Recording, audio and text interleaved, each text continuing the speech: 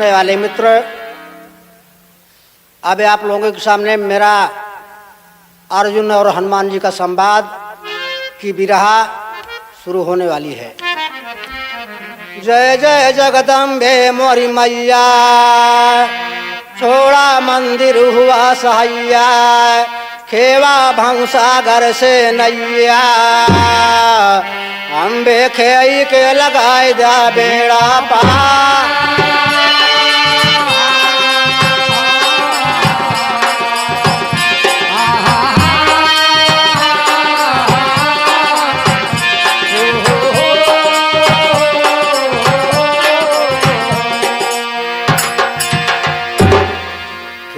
बेड़ा पार करूँ माँ हमका तो रही है सहार, शायर है जाय अम्बे शारद माँ दहिने पर हुआ तैयार। हंस वाहने सरस्वती माँ खोला बिरहन के भंडार, खोला बिरहन के भंडार भय, खोला बिरहन के भंडार, खोला बिरहन के भंडार भय, खोला बिरहन के भंडार। एक समय में नारद मुनि अब पहुँचन सिर के सड़ दरबार, फूल एक सत भामक दई के तुरत रास्ता ले सिधार। तुरते रास्ता ले सिधार भय, तुरते रास्ता ले सिधार, तुरते रास्ता ले सिधार भय, तुरते रास्ता ले सिधार। बाबा मदारा ने रुक मिड़का सिरे के सड़ से कहे तिखार, फूल सुगंधित दिया मंगाई इतना ही माना कहे हमार, इतना ही माना कहे हमार भाई, इतना ही माना कहे हमार, इतना ही माना कहे हमार भाई, इतना ही माना कहे हमार। फूल सुगंधित दिया मंगाई इतना ही माना कहे हमार, फिर बद्री प्रसाद बनावे भगवान मन में करे विचार, भगवान मन में करे विचार भाई, भगवान मन में करे विचार, भगवान मन में करे विचार भाई, भगवान मन में करे विचार।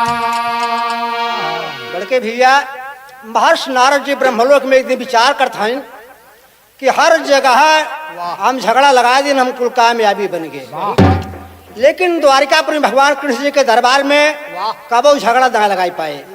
देखा ही गांव देश में जकरे एक मर्द पे दुई मेहरारू है, रोज तुम तकरार अरे गत हो झगड़ा होते रहा था, लेकिन इनके पास 8 रानी घर में और 16 सखी साथे बिहार करते वृंदावन में, कबो तुम तकरार ना होते।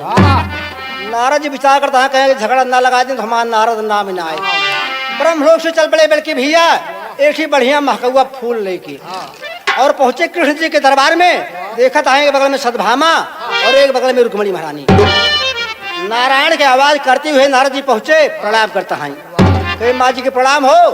बगले से इशारे से काम करता है, जेब में हाथ डाले और उसी बड़ा अच्छा फूल रहा भैया सीताराम उठाए के सतभामा पकड़ा दे और उसके बाद प्रणाम कहे झगड़ा चालू।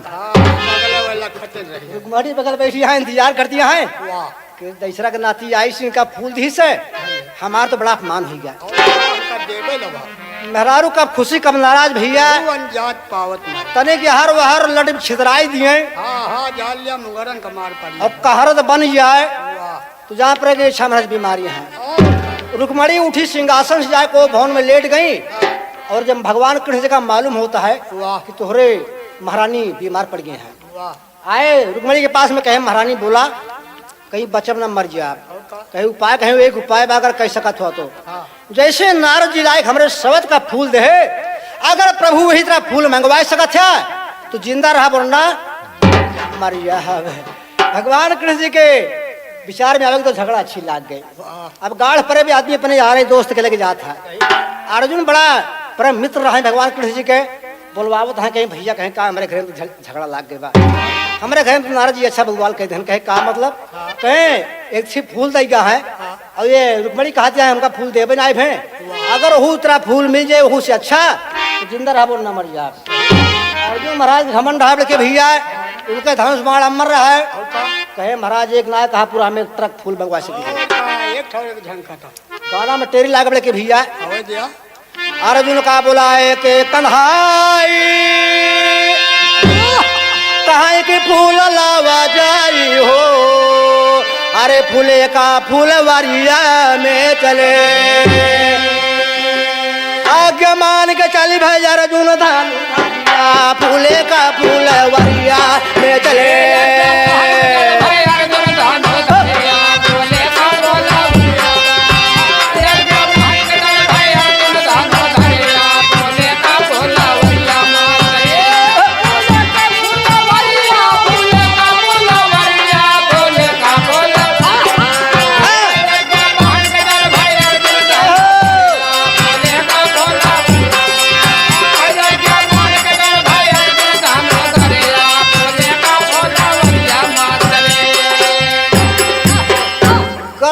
हमार धनुष बाण अमर बा। कितना बढ़िया फूल हो हम जरूर लाऊ है। ऐसी तर्ज ला के मास्टर है कि सजनी जगह वाली सजनवान हो। एक जने के दुल्हा तोहरी खान बड़ा सुअगर रहा है और का कहबे सोई गुठाई का करे और रतिया हर काम कर थक गई बा। एक दिन बिगाड़ी खड़ी है और का कहत का बा का सजनी जगह वाली सजनवान हो जागा होई गे भिनसा।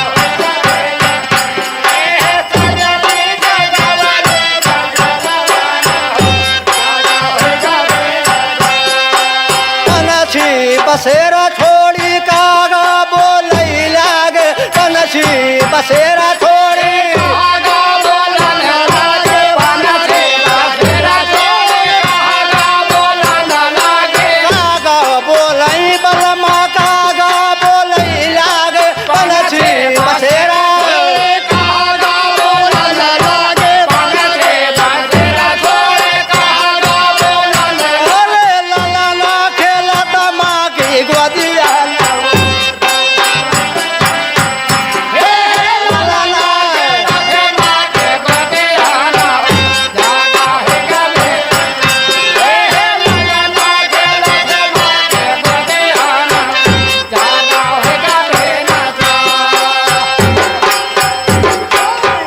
बड़के भैया ही तरह हमारा गाना बा।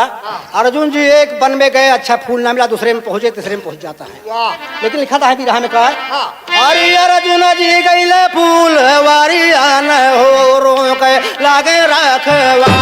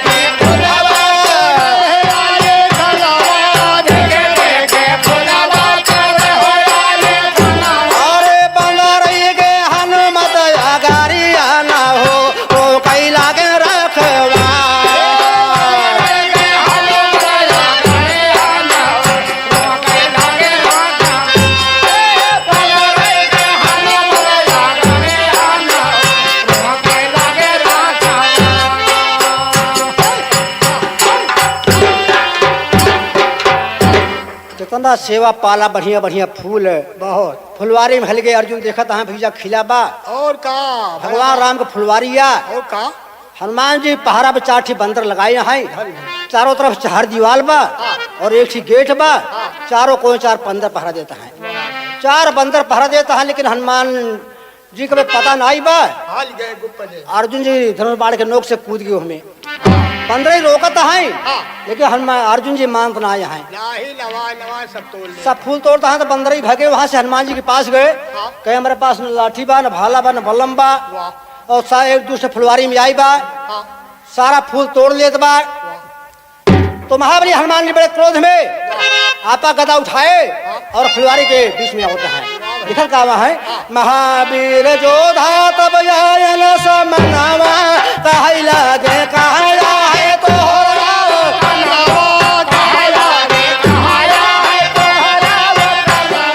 तोहरा ओ तनवा हो, तोहरा ओ तनवा, कहे लागे कहाया है।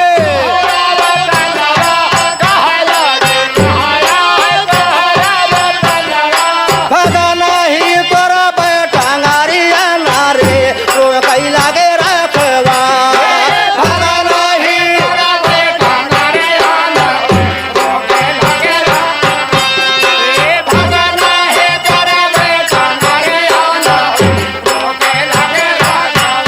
अरे भगना ही तोरा बैठांगारिया नारे, तो कई लागे रखवा।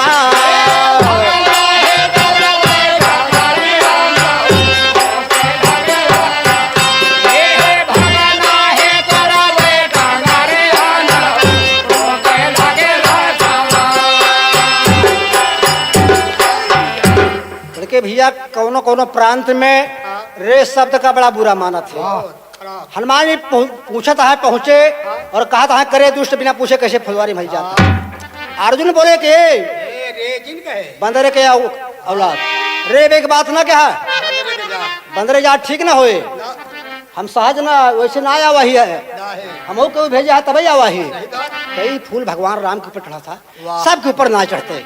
तो कहे का हम मूर्ख ही का मुंह के ऊपर ठेगा। कहा कहा टेरी मास्टर। अर्जुन कहा लगे गुसाई, अरे फूले का भेजे कृष्ण कन्हाई हो।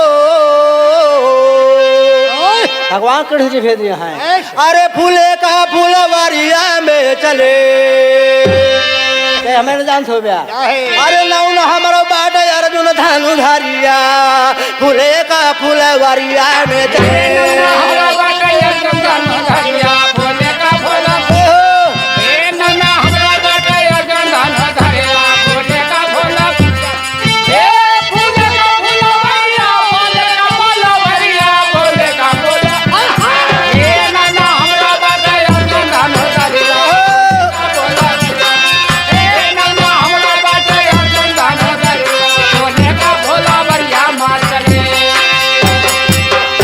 हमारा नाम वीर अर्जुन है। तब तो हनुमान जी बोले कि खबरदार, बिल्कुल अब एक सेकंड ना रुक सकते हैं। बहुत जल्दी थोड़ा सा बाहर हुआ, डंडी हटाओ कर्ज ला के बल्कि भैया कहें लेकर बड़ा करता हूँ तो खूब जानी थी हम। कर्ज के एक लाइन नमूना है मास्टर, वो रहे नौटंकिया में गावत है। काहे सिनेमिया कड़वी लागे, अरे काहे लागे शीतला छा, कहे के बड़े भाई बैरी होई गया रण में खींच चली तलवार।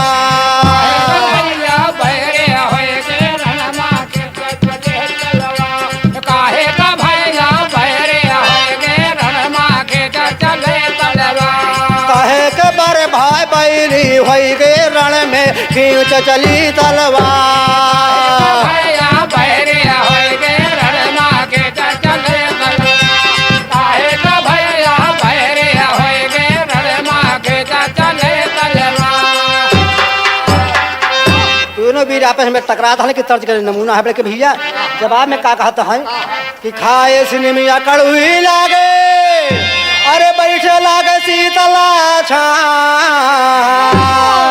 अहिंसा के बड़े भाई बैरी होई गए रण मां खींच चली तलवार। अहिंसा के बड़े भाई बैरे होएगे रण मां के चले तलवार। अहिंसा के बड़े भाई बैरे होएगे रण मां के चले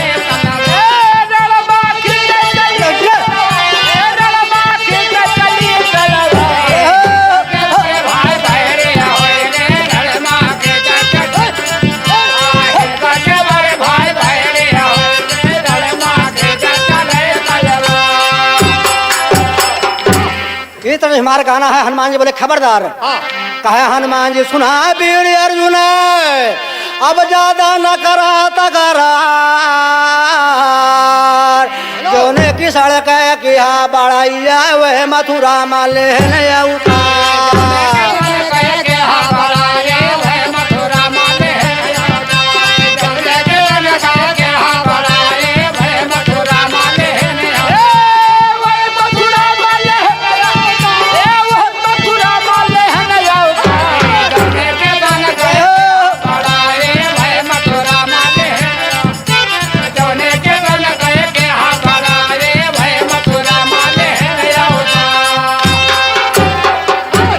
नंद बाबा घर सेवा भैली। जो महतारी बाप हो था ओका दोगला कहा जाता है। कहे फिर कैसे? कहे तोहरे कृष्ण दीदी महतारी बाप के बड़ा वीर है, जहाँ पैदा है वही रहते हैं, लेकिन वहाँ रह नहीं पाए। और बताओ क्या है भैया? वृंदावन में गाय चरायल और रहिया में बने ठगहार, चुअरी कई के पेट जियायल ऐसी मालिक यहाँ तो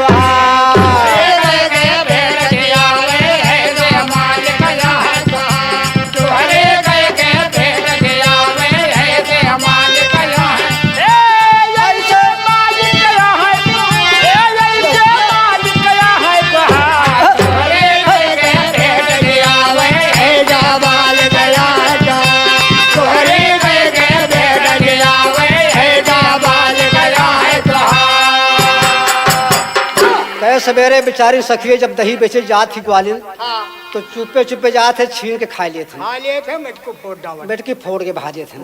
इतना ही ना है, सब सखी लोग जब जमुना जी में स्नान कर जाती तो चुपे चुपे जाते चीर लेके पेड़े टांग देते। केहू सखी के चोली फारे तो बहुत गलत काम है। कहीं भगवान काम है। केहू बेचारी के चोली फाड़ दें, केहू चीर उठा ले जाए, बेईमान का काम है। अब बेचारी कितनी देर नहा जो नहा थक जान कहे भगवान तो कहे बहिर जाओ तभी दे भाई। तो कैसे साड़ी की वही गर्ज के मारा निकले, एक हाथ आगे लगावे तो पाछे उघार हो जाए और पाछे ढाके तो आगे उघार हो जाए। का करे बेचारे? भगवान काम आई भैया हो। हाँ केहू सखी के चोली फारे चिड़िया टांगे कदम की डार, अंगूरी पगिरवर पहाड़ उठाए यही मैं भूल गया सरकार।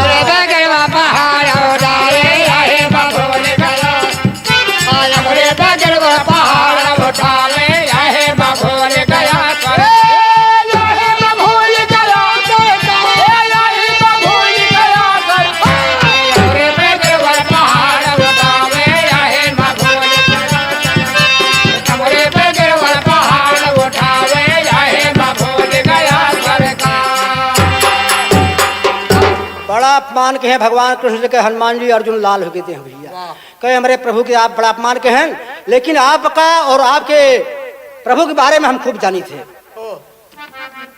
हनुमान जी बोले हमारे प्रभु के बारे में तो तमाम बड़ाई है। गौतम ऋषि ना रहीला श्राप हो गए से पत्थर बन गए रही, चरण छुआ दे मेहरारू बन गए, जैसे धनुष टांगे है बड़ा पुरान धनुष जनक में रखा रहा, क्यों तोड़ ना पाई से। हमारे प्रभु जी पहुंचे भैया और क्यों देखे क्यों देखना पे उठा के तोड़ दें। अरे रावण का मार दें, तमाम वीर का मार दें, बड़ा अच्छा है, अच्छाई तमाम बाय इसी तर्ज लाग गए। अर्जुन बोले अच्छाई के साथ बुराई सुन ले, हम खूब जाने तो राम का तर्ज लाग गए भैया। किरतिया भाई घमासानी बल में जुआर गए,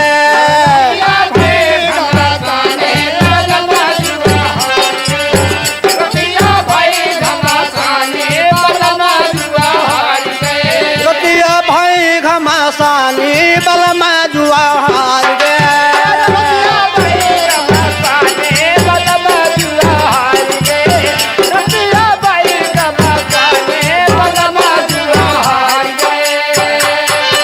जवाब में क्या कहा था अर्जुन ने, जे कई की बड़ाई वो नहीं खूब जानी,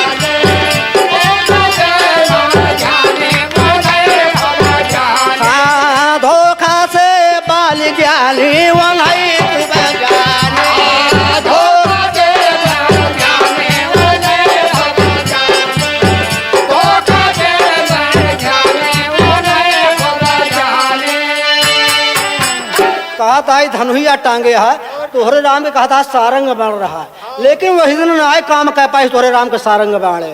कहे कब है बताओ तही।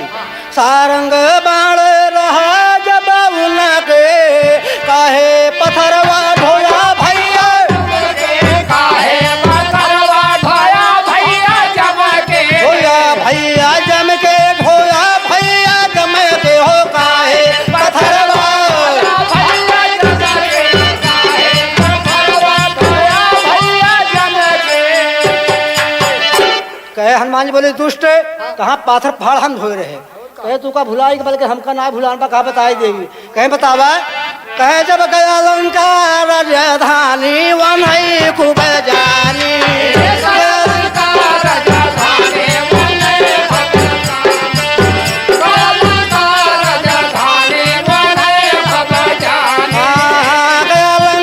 राजधानी वन खूब जानी,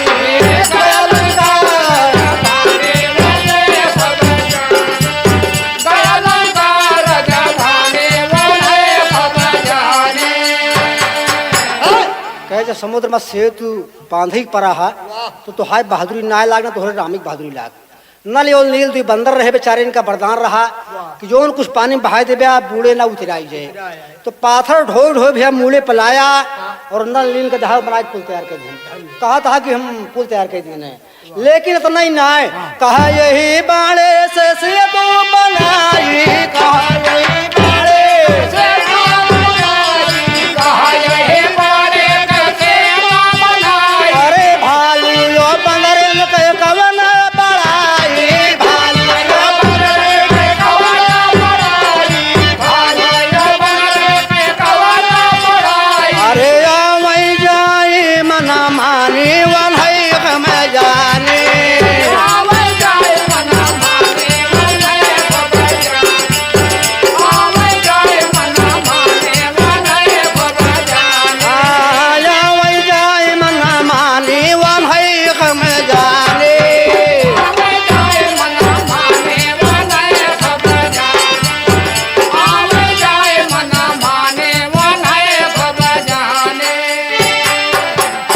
कहा था धनुहिया, यही से कहा हम पुल तैयार कर दे। आप जैसे भालू बंदर ना आए चाहे रेलगाड़ी आवे जाए।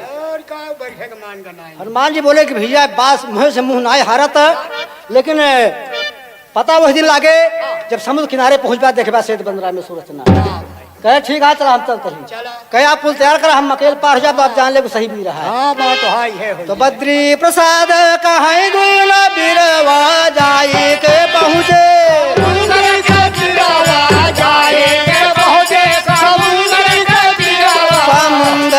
तिरवा, समुंदर के तिरवा जाए के पहुँचे, समुंदर के तिरवा जाए के पहुँचे, समुंदर के तिरवा। अरे भारी परन ले ठानी वन हम जानी, भारी परन ले ठानी वन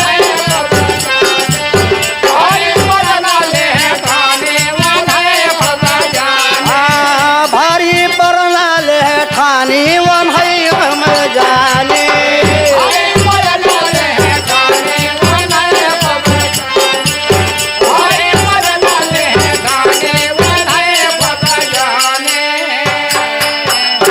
जब पहुंचे सेतबंद जहाँ पे रामेश्वर रचना भैया, समुद्र के करीब में हनुमान जी मुस्कियात है। देख लिया देख लिया देख लिया कितना चौड़ाई बा समुद्र के।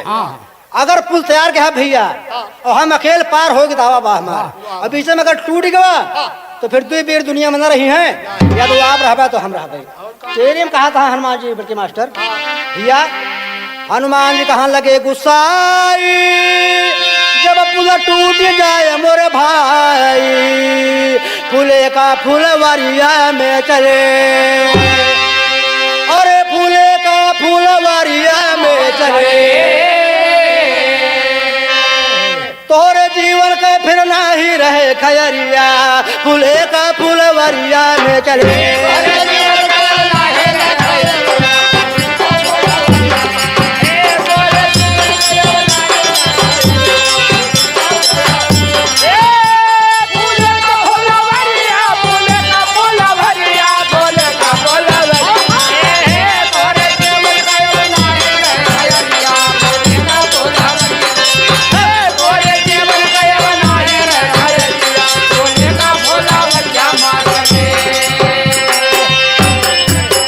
बड़ा क्रोध में बात होती अपने की भैया, लेकिन थोड़ा सा तर जाए गए अपने जो बुजुर्ग लोग दादा हरे गाय चला के जे नाम बिरहा पड़ गया।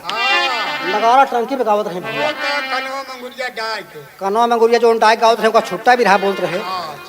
लेकिन ये जो आपके सामने बाजत होगा एका कहते हैं हम इस तरह वाली बात बताओ ही। अरे कहा हनुमान जी सुना वीर अर्जुन भैया माना कहनवा हमारा,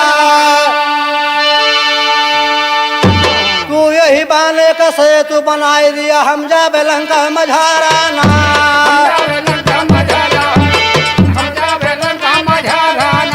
जब बीच में पुल टूट जाए भैया तो जीवन का यह धिकारा ना।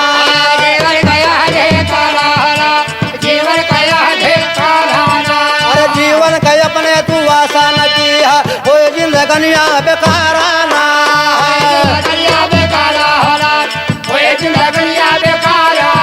अरे जीवन का अपने तू आशा न किया हो जिंदगनिया बेकारा ना।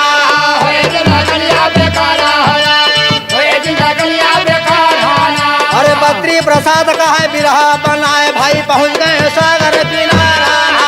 पहुंच गए सागर किनारा, पहुंच गए सागर किनारा ना। श्री की सड़क सुमरन कहने अर्जुन छोड़ दे बाण करारा ना।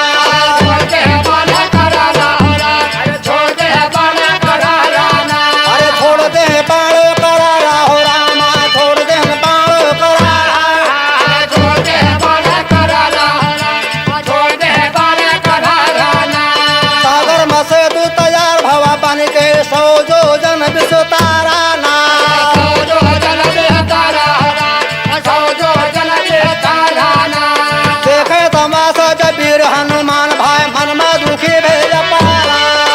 मन में दुखे भैया पारा होला, मन में दुखे भैया पारा ना। पवन बुद्धि बसी हमारे मनवा में अर्जुन से कीन तकरारा ना।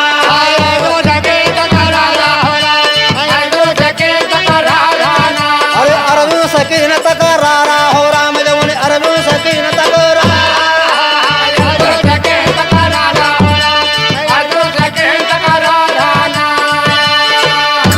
देखा तो है भैया बढ़िया पुल तैयार हुई गवा।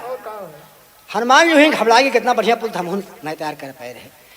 पुल इतना बढ़िया मुँह नहीं तैयार कर पाए रहे और कौन ऐसी कुबूत हमारे मन में बसी जो अर्जुन वीर से तकरार कर ली। बड़े कष्ट में जीव है, अब लाज मान सम्मान का बात आ गया है।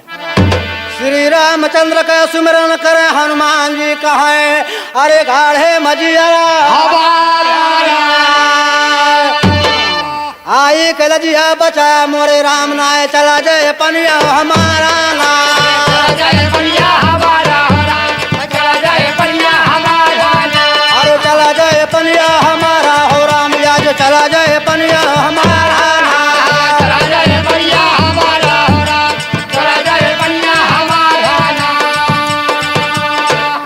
वही राम राम राम राम राम राम सीता राम जपत है। और का प्रभु जी आए के मन में बसत है बड़के भैया कि हनुमान जी हवलात का है कहा जो करे चढ़े दुनौ दल कांपई तेरे कांपे धरती ऊपर आसमाना और जग में वीर एक। अब ही चढ़ाए पुल चढ़ाए गड़बड़ाइए तो लिखत कहाँ वहाँ महाविराट रूप धारण करे हनुमान जी रूम रूम बांधे पहाड़। हर रोम पहाड़ लटकावत है कुछ हाथ है कुछ मूड़े पर लाद ले चढ़ने का हो गए तैयारा ना।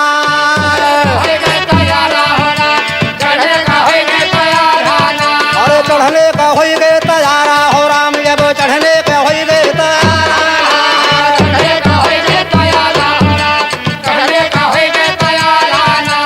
देखे तमाशा वीर अर्जुन भाई मन में दुखी भेज पारा।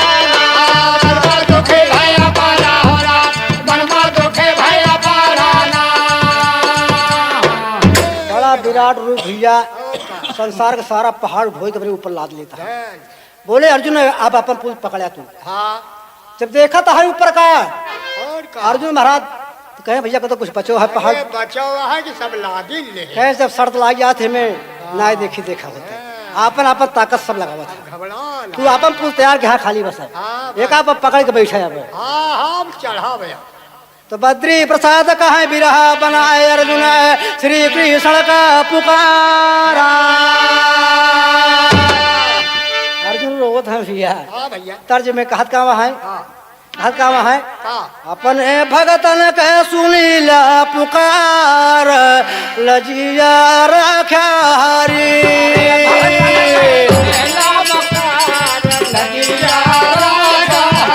अरे भगतन के सुनला पुकार लगिया राजा हरे। अरे भगतन के सुनीला पुकार लजिया रखा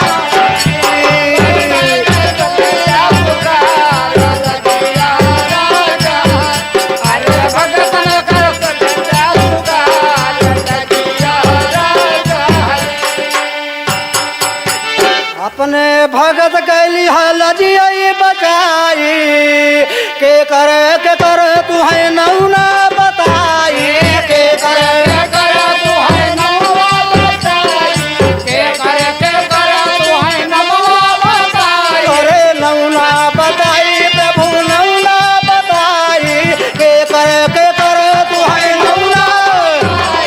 के कर तू है नमवा बताई। अरे हमरे तो तू ही करतार लजिया रखा हरी। हमारे बाबा है राजा लगिया राजा। अरे हमारे बाबा है राजा लगिया राजा हरे। अरे हमरे तो तू ही करतार लजिया रखा हरी। हमारे बाबा है राजा लगिया राजा। अरे हमारे बाबा है राजा लगिया राजा हरे। सुन के पुकार चले हैं कंधारी सुन के पुकार।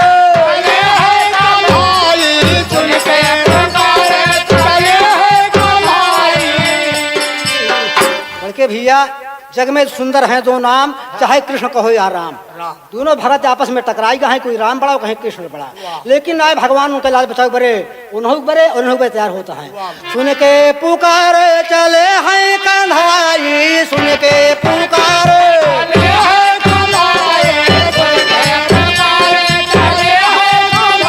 अरे कच्छप कैले ले रूपवा बनाई कच्छप कैले ले।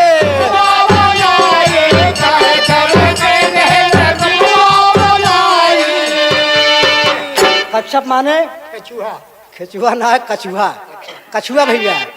अरे पिठिया लगा मैं सरकार लजिया रखा हरी। पिठिया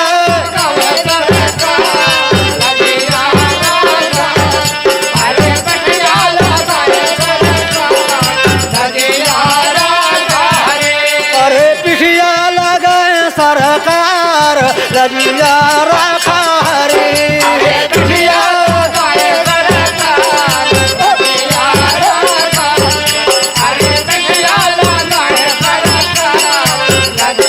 लड़के भैया जग में सुंदर हैं दो नाम चाहे कृष्ण कहो या राम। दोनों भरत आपस में टकराई गए, कोई राम बड़ा कहीं कृष्ण बड़ा, लेकिन आए भगवान उनके लाल बचाओ बरे उन्हों बरे और उन्हों तैयार होता है। सुन के पुकार चले हैं कंधाई सुन के पुकार।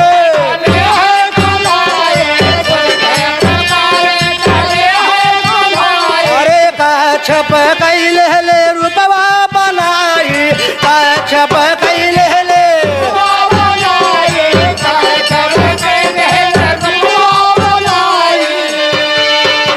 कच्छप माने कछुआ। खेचुआ ना कछुआ, कछुआ भैया। अरे पिठिया लगा मैं सरकार लजिया रखा हरी। पिठिया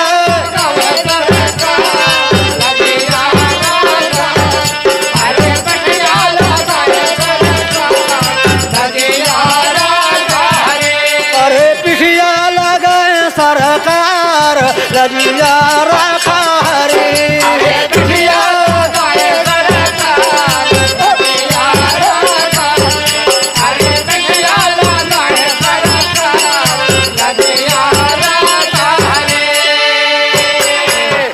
जब पीठ लगाए थे न भगवान कृष्ण जी कछुआ ग्रुप बना के और अर्जुन से कहे कहीं चढ़ाई जाए। चढ़ा तो यार हो का रहा है, हनुमान जी से अर्जुन जी बोले भैया पुल पकड़े बैठा ही तैयार है, चाह तो नंबर आ गया। चढ़ा तो बद्री प्रसाद यादव बिरहा बनाई, हनुमान जोधा प्रभु के मनाई, हनुमान जोधा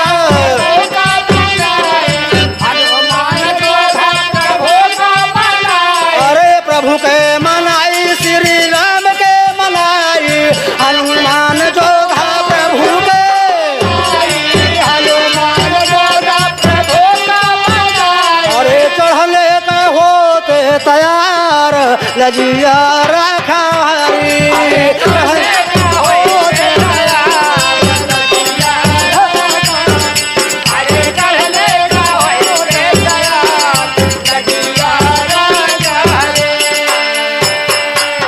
जब एक पांव रखा था है के भैया धनुष के किनारे, तो धनुष डगमगाई लागे, डगमगाई लागे, और ऊपर से आकाशवाणी होती है कि महाबली हनुमान जी भगवान की परम भक्त, और का देख के चढ़ा अगर वो अगला कदम उठा के धरब्या तो प्रभु जी की पीठ बजाय आपके अपमान होइए। लेकिन यहार वहार जब अर्जुन हनुमान जी देखा था यहार वहार की आवाज कहाँ से आवती है, ओकरे बाद जब नीचे झाँकता है तो पुला के नीचे देखा था पन्निया सब लाल हो गया है। कभी के लिखी पड़ा भैया, हर दबी पीठ जब का चबकी तब मुख से खून चला सरसार, पान के नीचे हनुमत देखे सागर में जल लाल पियार, तुरंत कूद गयन पाने से खड़ा भयन पीछे हटका, खड़ा भय पाछे हटकर भय खड़ा भय पीछे हटका खड़ा भय पाछे हटकर भय खड़ा भय पाछे हटकर। हाथ जोर हनुमान जी बोले महिमा तो हर बा बड़ी जबर, असली रूप धरा मनमोहन जल से निकर हुआ बाहर, जल से निकल हुआ बाहर भाई जल से निकल हुआ बाहर, जल से निकल हुआ बाहर भाई जल से निकल हुआ बाहर। सड़ी अब कहने लागे तुम हो वीर बलि अमर, तोहरे जोड़ के अर्जुन नैना तू धनुधारी बहु जबान, तो धनधारी बहुत जबर भाई तो धनधारी बहुत जबर, तो धनधारे बहुत जबर भय तो धनधारे बहुत जबर। तोड़ जोड़ के अर्जुन नैना तू धनुधारी बहु जबान, सखा बनाई लिया अर्जुन का माना बात मुवर गुणवार, माना बात मोर गुणवार भय माना बात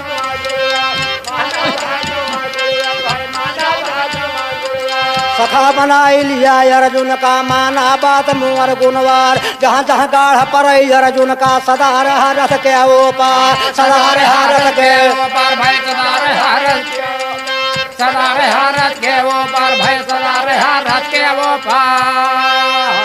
भगवान कृष्ण जी वहीं विराजमान होता है, दोनों वीर का समझावत है कि महाबली संसार में नंबर 1 पे आप वीर है, और हनुमान जी का भैया वही दूसरे ने समझा देता है कि एक छोटा बन जाए एक बड़ा बन जाए, इनमें कुछ नुकसान न होए, और महाबली हनुमान जी का हाथ पकड़ के अर्जुन के सौंप देता है।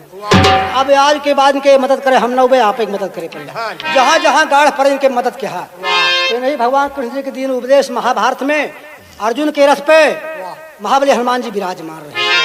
भैया गुरुवर तुलसी राम कहाई, बिरहा बद्री प्रसाद बनाई, फूले का फूलवरिया में चले, और अर्जुन हार गए हैं हनुमत से समरिया, फूले का फूलवरिया में चले।